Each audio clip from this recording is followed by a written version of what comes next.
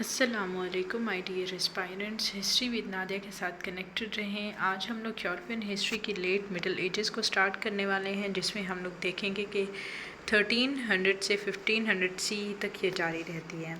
हम लोग स्टार्ट करते हैं इसका ओवरव्यू में हम लोग देखेंगे कि ये टाइम पीरियड कौन सा है। ये टाइम पीरियड ऊपर मेंशन है। इसकी फ़ाइनल फेज़ अगर हम लोग देखें तो वो मिडीवल एरा जो है ना, इसकी फ़ाइनल फेज़ है यूरोपियन हिस्ट्री की। मिडीवल एरा तो हम लोग ऑलरेडी डिस्कस कर चुके हैं, उसकी तमाम तर स्टेजेस भी मैं ऑलरेडी डिफ़ाइन कर चुकी हूँ। तो आप लोगों ने अगर मिडीवल हिस्ट्री नहीं देखी तो आप लोग मिडीवल हिस्ट्री की प्लेलिस्ट को चेक कर लें, ताकि आप लोगों को मिडीवल हिस्ट्री का पता चल जाए। टाइम ऑफ क्राइसिस की बात करूँ तो टाइम ऑफ क्राइसिस भी इसी दौर को कहा जाता है जिसमें यूरोप की जो है ना लेट मिडल एजेस में क्राइसिस टाइम शुरू होता है। इसमें ट्रांसफॉर्मेशन होती है और ट्रांजिशन होती है, और इसके अलावा रेनेसांस का दौर भी शुरू हो जाता है। और मॉडर्न यूरोप की हम लोग फिर देखते हैं कि यूरोप जो है ना वो मॉडर्न एजेस में चला जाता है। अगर हम लोग 14th सेंचुरी की क्राइसिस टाइम को डिस्कस करें तो उसमें 14th सेंचुरी में हमारे पास ब्लैक डेथ आती है। ब्लैक डेथ में हम लोग देखते हैं कि किस तरह से 1/3 से 2/3 यूरोपियन पॉपुलेशन जो थी ना वो डेथ का शिकार हो गई थी। यानी मतलब 1/3 हिस्सा जो है ना वो ब्लैक डेथ का शिकार हो गए थे। और ये टाइम पीरियड भी मेंशन कर दिया है। इसमें ग्रेट फेमीन आया था। इसमें वाइड स्प्रेड लेवल के ऊपर बहुत ज़्यादा स्टारवेशन फैले थी। 100 ईयर वॉर आई थी, जिसमें इंग्लैंड वर्सेस फ्रांस की जो जंग थी ना वो तकरीबन 100 साल तक जारी रही थी। और इसके अलावा हमारे पास आते हैं ग्रेट सिखिज़्म। इसमें राइवल पोप जो थे ना उसने चर्च की अथॉरिटी को बहुत ज़्यादा वीकन कर दिया था। अगर हम लोग लेट यूरोपियन हिस्ट्री की पॉलिटिकल चेंजेस को देखें तो उसमें हम लोग देखते हैं कि सेंट्रलाइज मोनार्कीज जो इंग्लैंड, फ्रांस और स्पेन की थी ना वो राइज करना स्टार्ट हो गई थी। फ्यूडलिज्म का डिक्लाइन हो गया था और टाउन्स जो है ना उनकी ग्रोथ स्टार्ट हो गई थी। पार्लियामेंट्स जो है ना उसमें हम लोगों ने देखा कि कैसे इंस्टीट्यूशंस बनना शुरू हो गए थे। और इसके अलावा इंस्टीट्यूशंस में जो रिप्रेजेंटेटिव थे ना वो भी इमर्ज होना स्टार्ट हो गए थे। उसके बाद हम लोग देखते हैं इकोनॉमिक और सोशल शिफ्ट किस टाइम पीरियड का, इसी लेट टाइम पीरियड का जो कि हमारे पास यूरोपियन हिस्ट्री में है। इसमें लेबर की शॉर्टेज हो गई थी क्योंकि वेजेस ज़्यादा थी और पीजेंट में के अंदर रिवॉल्ट आ गया था, यानी कॉन्फ्लिक्ट आ गया था, जिसकी वजह से वो काम नहीं कर रहे थे। लोग फिर मतलब अट्रैक्ट करने के लिए, लेबर्स को अट्रैक्ट करने के लिए वेजेस उन्होंने इंक्रीज़ कर दी थी।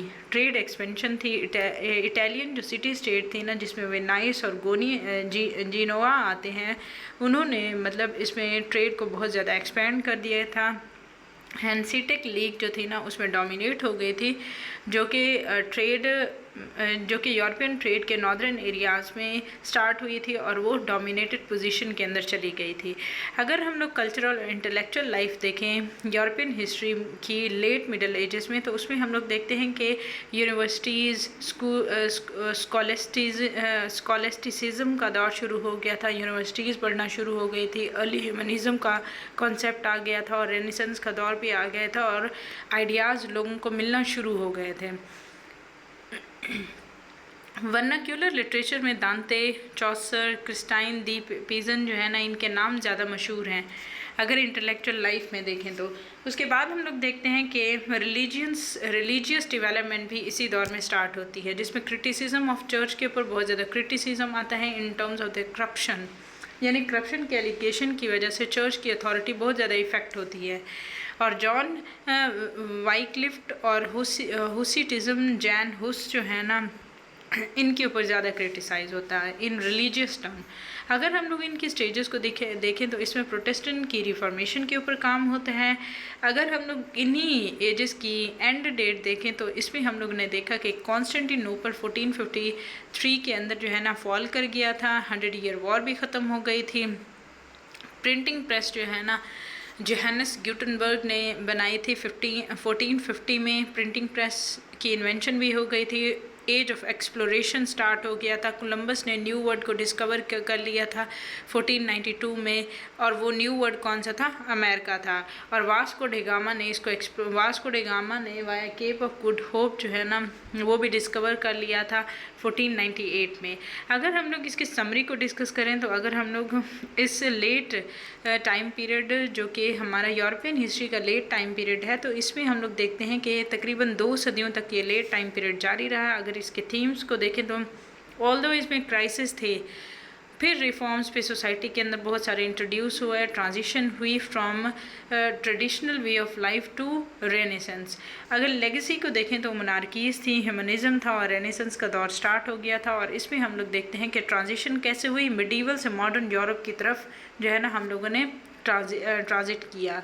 ठीक है, ये था हमारे पास आज का लेक्चर जिसपे हम लोगों ने इन डिटेल देखा कि कैसे जो है ना यूरोप की लेट मिडल एजेस स्टार्ट होती हैं, उनके क्राइसिस टाइम पीरियड, उनका ओवरव्यू, और इसके अलावा हम लोगों ने किस तरीके से मिडीवल हिस्ट्री को कंप्लीट किया था।